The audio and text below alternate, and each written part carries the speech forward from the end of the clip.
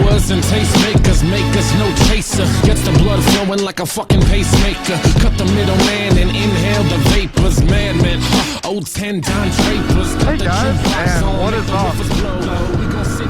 As you can tell, I am not on the moped. I'm actually on my 1991 Honda XR 250 that I picked up over the winter. So about a week and a half ago now, we both got our motorcycle permits, and this is really like the second nice day that we've had in 2 weeks that we've actually gotten a ride. And the other nice day was cold as fuck. We were like bundled up and had like face masks on and like snow pants and shit like that, and we were still freezing. Today it's really nice out, and it's still it's like 50 out, and obviously I'm wearing a jacket and gloves, but my jacket's unzipped right now, and holy shit is it nice out. I don't know, I don't really agree with how easy it is in the US to get your motorcycle license, or even your just like regular driver's license for that matter. So I didn't particularly study at all for the motorcycle permit test, and I got a 95 on it. I missed one question. So what you do is you go and you sign up, you pay your $9 for initial fees just to take the test, and you answer 25 questions, and you can get 5 questions wrong. So it means that you can get an 80 on the test and still pass. Below an 80 and you fail. And these questions are pretty simple. Like, if you have any bit of common sense, you would do fine on it.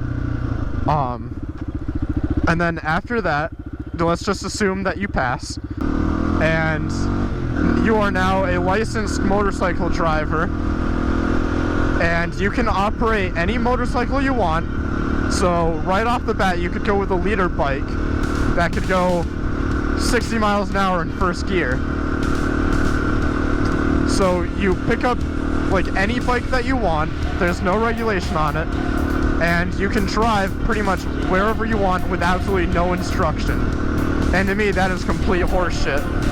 I think it would be wise, and like the accident rates would probably cut down a lot if you took drivers at like a motorcycle safety course, like if that was required first, and then you took a big test along with a skills test, and then you got your permit.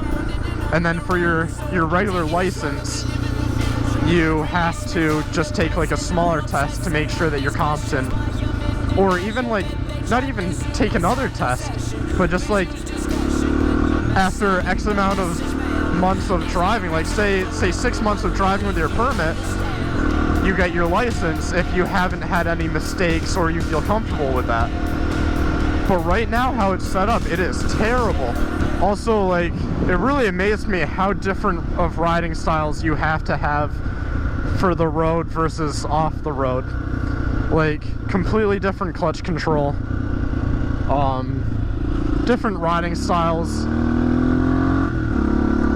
I'm not exactly used to sitting down the entire time, and it's odd for me, because most of the time when I'm on a bike, like going through the woods, like I'm up on the pegs and like constantly moving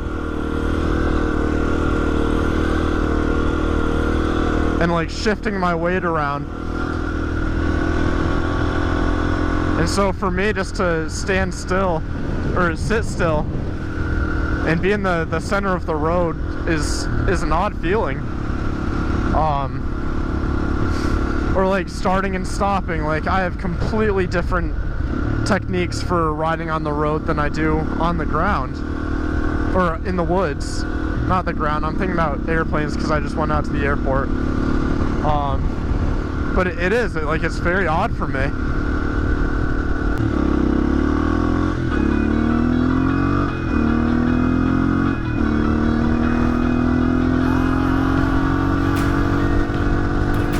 My first motorcycle wave on an actual, like, real motorcycle. Man, I used to piss people off so much because, for a while I was just riding the moped because that's all I had.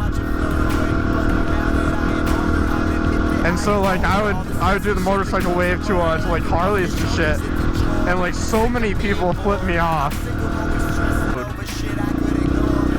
Fuck that.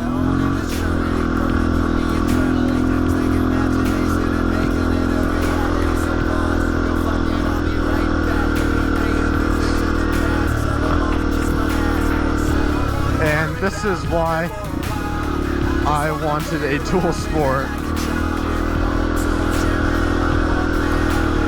Because you can, especially for like the type of riding that I do, I can go from my house to go to the trails, go riding, explore, be a complete hooligan, shenanigan, asswipe, you name it.